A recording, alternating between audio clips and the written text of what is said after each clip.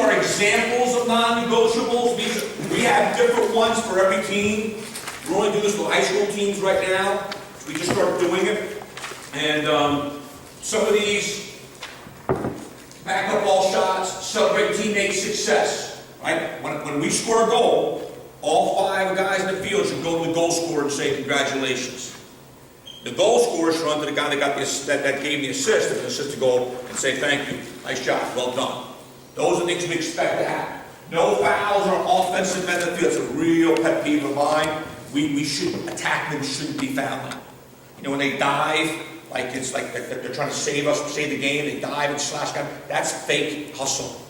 Right? That's fake hustle. That's hustle doesn't help us. Right? I'm not looking for that. You're diving probably because you did a poor job with your approach. Stop diving and slashing guys. Our attackmen should never, ever, ever foul. Because anybody you're fouling is not in position to score. If we foul somebody, it should be a guy in a position that's probably going to score. But we don't foul guys when they're 40 yards, 50 yards from the goal. Right? Be on time for games and practices. This is something Steve put in. I think that's an unrealistic non-negotiable. It's unrealistic. For tournaments, we have our non-negotiable is be on time for tournaments. For practices, no way. Because you got mom, dad coming from work, you got all kinds of, we do, maybe you guys don't. We get about 70% of our guys on time for practice. Some of our kids play for the middle school team. Our little guys don't get to school till 4:20. So early March, we practice at 5:30. There's no way they're getting to practice on time. There's no way. Right? So your non-negotiables have to be things you can accomplish. Dodgers never score. That's defense thing because every ground ball, 2 hands. I'm not a believer in this. Coach Cottle does. Steve wanted in there. I think there's a time and place for a behind-the-back shot. There's a time and place for a one-handed ground ball. I do. Should it be often? It should be a lot? No.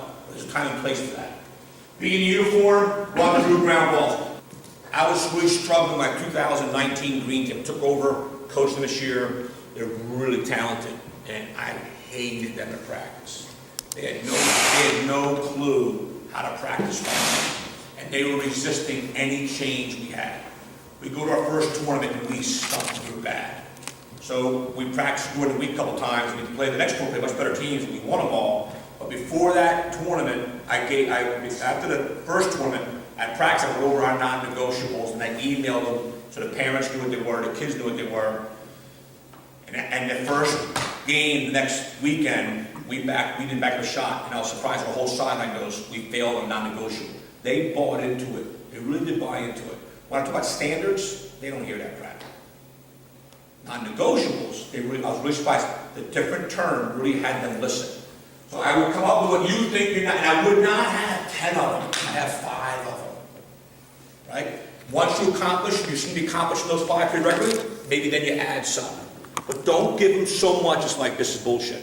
Come up with them. And we failed on 3 or 4 of our 5 the first weekend. And the kids afterwards were talking about it and knew that. They wanted to do better. We got to the last tournament, we accomplished 4 of the 5. We didn't get on time. We didn't back up all our shots. That's when it's really bad. Our tackling did foul. But at the end, they weren't slashes and holds and pushes. They were offsides. Right? It's a different kind of foul for me. Right? I wasn't as disappointed about it.